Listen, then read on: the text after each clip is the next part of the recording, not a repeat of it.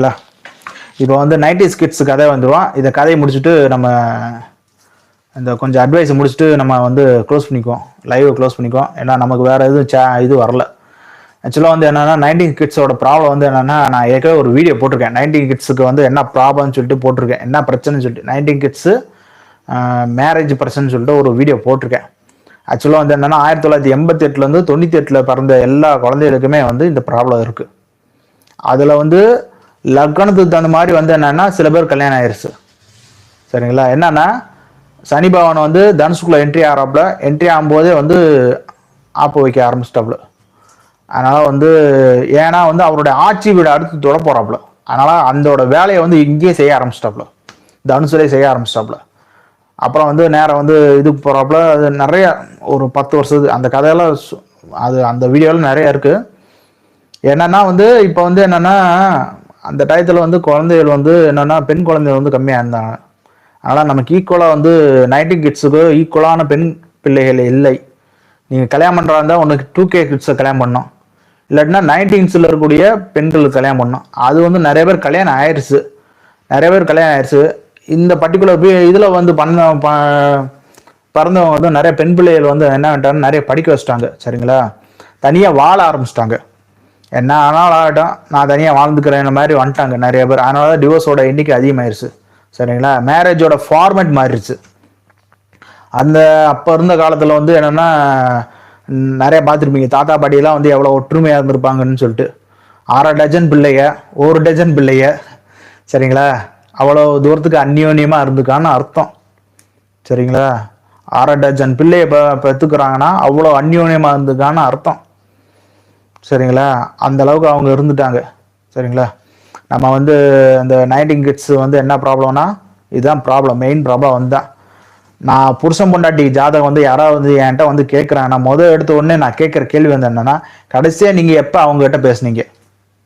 அதுதான் நிறைய பேர் சொல்லுவாங்க 6 மாதம் ஆச்சு, 1 வருஷம் ஆச்சுன்னு. ஈகோ ப்ராப்ளம், வேற ஒன்றும் இல்லை. அந்த படித்த படிப்பு வந்து ஈகோ ப்ராப்ளத்தை காமிக்கிவிட, இறங்கி போகிற தன்மை கிடையாது, விட்டு கொடுத்து போகிற தன்மை கிடையாது. நான் சொல்கிறது வந்து பெண்களுக்கு கிடையாது. சரிங்களா? பெண்கள் யாரும் தப்பாக நினச்சிக்கோன்னா, ஐயா சாமி 90 கிட்ஸில் இருக்கக்கூடிய ஆண்மங்களுக்கு தான் அதிகமாக நான் சொல்கிறேன். பெண் பிள்ளைகள் யாரும் இல்லை. சரிங்களா? பொம்பளை பிள்ளைகள்லாம் வந்து கம்மியாக இருக்குது, வேறு வழி இல்லை. நம்ம தான் காலில் விழுந்துட்டு போகணும். சரிங்களா? ஓப்பனாகவே சொல்கிறேன், நம்ம தான் காலில் விழுந்துட்டு போகணும், நம்ம தான் அட்ஜஸ்ட் பண்ணி போகணும், வேறு வழி இல்லை. அதனால் வந்து என்னென்னா வாழ்க்கையில் வந்து கடைசி காலத்தில் வந்து நமக்கு வந்து ஒரு துணை வேணும் அப்படின்னு நினச்சிங்கன்னா தயவு செஞ்சு அட்ஜஸ்ட் பண்ணி போங்க, சண்டை போடாங்க. ஈகோ அவங்க மேலேயே தப்பாக இருக்கட்டும், தயவு செஞ்சு நீங்கள் விட்டு கொடுத்து போங்க. குழந்தையெல்லாம் இருந்துச்சுன்னா குழந்தைய முகத்தை பார்த்தாவது நீங்கள் விட்டு கொடுத்து போங்க. அவ்வளோதான் என்ன சொல்ல முடியும். கல்யாணம் ஆகாதவங்களா இருந்தாங்களேன், எங்கிட்டாவது போய் என்கிட்ட கல்யாணம் முடிச்சுக்குங்க, நான் அவ்வளோதான் சொல்ல முடியும். ஜாதி சாணம் இதெல்லாம் இப்போதைக்கு பார்க்க வேணாம். உங்களுக்கு வந்து கல்யாணம் ஆகணுன்ற ஒரு எண்ணம் இருக்குன்னா ஜாதி மதம்லாம் பார்க்காங்க, போய் கல்யாணம் பண்ணிங்க, அவ்வளோதான். ஏன் இப்போ நான் இது சொல்ல வரேன்னு வைங்களேன், 10 வருஷத்துக்கு கழிச்சு என்ன நடக்க போகுதுன்னு வைங்களேன், 10-15 வருஷம் கழிச்சு என்ன நடக்க போகுதுன்னா, இப்போ பெண்கள் தனியாக இருக்காங்களே, இவங்க தனியாக இருக்கவங்க இன்னொரு பெண்ணோடு சேர்றதுக்கு விருப்பப்பட ஆரம்பிச்சிருவாங்க. இது பெண்களுக்கு தப்பாக சொல்கிற மாதிரி இல்லை, மாறுது. இப்போ இருக்கக்கூடிய தலைமுறை மாறுது. சரிங்களா? என்னோட குருநார் இதை பற்றிலாம் நிறைய சொல்லியிருக்காப்புல.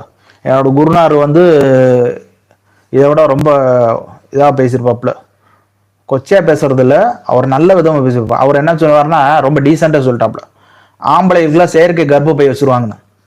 சரிங்களா? அவருடைய புஸ்தகத்தில் அது எழுதியிருக்காப்புல. அதனால் வந்து நம்ம தான் விட்டு கொடுத்து போகணும், ஆம்பளையை தான் விட்டு கொடுத்து போகணும், வேறு வழி இல்லை. 2K கிட்ஸை தான் கல்யாணம் பண்ணுற மாதிரி ஒரு சூழ்நிலை வரும். அவங்க வந்து ஒரு வீம்பில் தான் இருப்பாங்க. சரிங்களா? ஒரு 90 கிட்ஸு இன்னொரு 90 கிட்ஸை கல்யாணம் பண்ணும்போது 2 பேருமே விட்டு கொடுத்து போகிற தன்மை இருக்குது. இப்போ நான் சொல்கிறது வந்து ஒரு 90 கிட்ஸு இன்னொரு 2K கிட்ஸ் கல்யாணம் பண்ணும்போது என்ன நடக்கும்னா, 2K கிட்ஸோட புடிவாதம் வந்து நிறையா இருக்கும். அதனால் வந்து நீங்கள் தான் விட்டு கொடுக்க போகிற மாதிரி தான் இருக்கும். ஏன்னா ஃப்யூச்சரில் போகும்போது இனி இப்படிலாம் மாறப்போகுதுன்னு தெரியல. ஏற்கனவே வந்து நிறைய நடந்துகிட்ருக்கு, நிறைய ரீசெண்டாக இதில் வந்து நிறைய நடந்துகிட்ருக்கு. உங்களுக்கு வந்து வாழ்க்கையில் வந்து பிற்காலத்தில் ரொம்ப அட்வைஸ் நிறைய போயிட்டுருக்கு. வாழ்க்கையில் பிற்காலத்தில் வந்து ஏதாவது ஒரு துணை வேணும் அப்படின்னு சொன்னீங்கன்னா நீங்கள் வந்து கல்யாணம் முடிச்சுக்கோங்க. இல்லைன்னா கல்யாணம் நடந்திருக்குன்னா ஒய்ஃபெல்லாம் வந்து இந்த மாதிரி பிரிஞ்சிருக்கான் இது பண்ணால் தயவு செஞ்சு போய் பேசுங்க. ஈவோலாம் பார்க்காங்க. உங்கள் லைஃபுக்கு நீங்கள் தான் வாழணும். அவங்க என்ன வேணாலும் பேசிட்டு போகட்டும். சரிங்களா? நீங்கள் தான் விட்டு கொடுக்கணும். கொஞ்சம் கொஞ்சமாக பேசி தான் மனசு மாற்றணும். சும்மா ஒன்றும் இல்லை. ஒரே நாளில் எல்லாம் மாறாது. மாற்றம் போன்றே மாறாது. கொஞ்சம் கொஞ்சமாக தான் முயற்சி பண்ண முடியும். கொஞ்சம் கொஞ்சமாக முயற்சி பண்ணால் தான் வந்து அம்மிக்கல்லும் வந்து நகரும். இதை வந்து இது பண்ணிங்க. இது வந்து பர்சனல் அட்வைஸ் மாதிரி தான். சரிங்களா? நிறைய பேர் வந்து நான் நிறைய பிரிஞ்சிருக்க ஜாதகம் நிறைய பார்த்துட்ருக்கேன். அதனால தான் சொல்லிகிட்ருக்கேன். அதனால் வந்து இன்றைக்கி என்னமோ லைவ் வந்து கலகலப்பாக இல்லாமல் கொஞ்சம் ஒரு மாதிரியாக தான் போயிருக்கு. கலகலப்பாக இருக்கணும் லைவு. சரிங்களா? அதனால் வந்து கொஞ்சம் நல்லா இருக்கணும். ஓகே மக்களே, மற்றொரு லைவ் செய்வோம் பார்ப்போம். சரிங்களா? மீண்டும் ஒரு லைவ் ஸ்ட்ரீமில் சந்திப்போம். மிக்க நன்றி. வணக்கம்.